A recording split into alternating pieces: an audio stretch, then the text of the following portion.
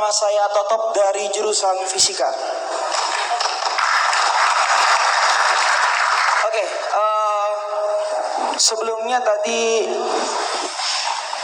Pak Caimin mengatakan bahwa akan meningkatkan mengenai UMKM dan segala macamnya.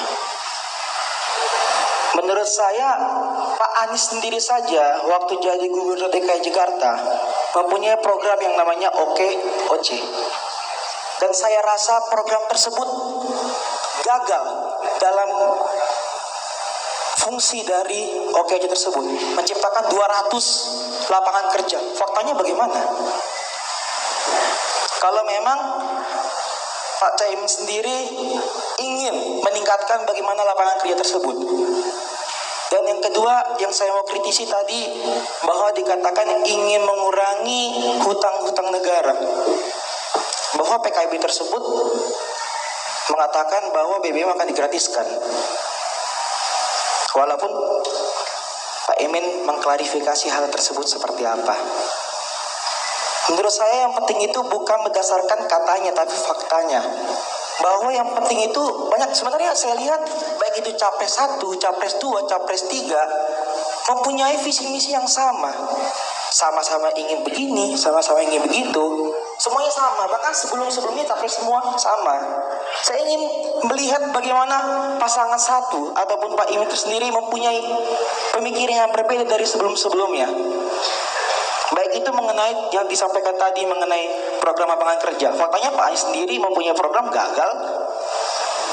Bagaimana menurut Pak Imin tersebut mengenai hal tersebut?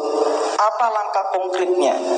Bagaimana supaya program itu tidak hanya sekedar program, bukan sekedar kata-kata, tapi berdasarkan fakta dan realita. Karena itu yang paling penting di sini. Kita bisa aja berbicara terkait program mengenai ini, mengenai itu, mengenai yang bagus-bagus, tapi apakah implementasinya tepat? Apakah betul? Jadi ini yang mau saya sampaikan kepada Pak Imin, bagaimana langkah sebetulnya, fakta sebenarnya, apakah bisa dipertanggungjawabkan kata-kata yang disampaikan sekarang untuk kedepannya. Terima kasih. Terima kasih kepada Toto dari Fisika Universitas Negeri Padang. Mungkin boleh dari Bapak untuk langsung ditanggapi beliau. Toto, Pak. Toto, terima kasih. Ini pertanyaan yang penting sekaligus konkret. Kalau mau tahu bedanya pasangan nomor 1, 2, 3 silakan baca detil di visi misi yang ada. Dan sudah saya bandingkan, tidak ada program yang saya sampaikan tadi di 02 maupun 03. Apa itu? Pemerintah turun tangan. Mas Anies dulu berhasil ketika dia menjadi aktivis kampus rektor di Universitas Paramadina, yang namanya istilahnya mengirim guru-guru mahasiswa pintar untuk di daerah terpencil dan terluar dengan namanya turun tangan. Yang ingin saya sampaikan, bisa dibandingkan calon 01 siap turun tangan menangani pasar dan tidak membiarkan pasar itu terbengkalai. Itu satu. Yang kedua soal OKOC itu programnya Sandiaga Uno kalau nggak salah waktu itu ya. Programnya Sandiaga Uno yang sebagai seorang entrepreneur itu program pribadi. Program Sandiaga Uno, dan so far tidak bisa dibilang gagal atau berhasil karena itu memang baru gagasan Sandiaga Uno di awal. Tapi saya bisa sampaikan, silakan dibandingkan dengan gubernur manapun seluruh Indonesia. Saya bisa kasih data, gubernur paling sukses di Indonesia adalah Anies Baswedan. Tidak ada satupun gubernur yang bisa bikin stadion bertaraf internasional yang dikerjakan oleh tangan-tangan terampil Indonesia. Tidak ada satupun tenaga asing, dan diakui sebagai stadium dengan kapasitas terbaik di Indonesia, Asia. Bentangannya segala macam terbesar di Asia. Di seluruh Indonesia nggak ada satupun gubernur yang bisa bikin kayak gini. Belum lagi program-program pangan dan seterusnya. Tapi so far boleh Anda menilai secara kritis, itu namanya demokrasi. Tapi saya berani membeberkan kalau ada waktu keberhasilan Mas Anies selama menjadi gubernur. Makanya saya mau pasangan dengan Mas Anies karena kami berdua duit tunggal yang akan saling melengkapi agar bisa sukses mengawal perubahan. Justru saya tadi menyampaikan perubahan itu apa sih? Perubahan itu bukan mimpi. Perubahan itu langkah-langkah konkret. Apa bedanya visi dengan misi yang lain? Kita harus tahu persis.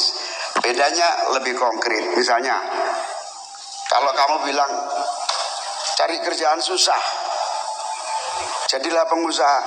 Ya kalau itu orang semua tahu. Tapi yang paling penting adalah pemerintah menyiapkan apa tidak.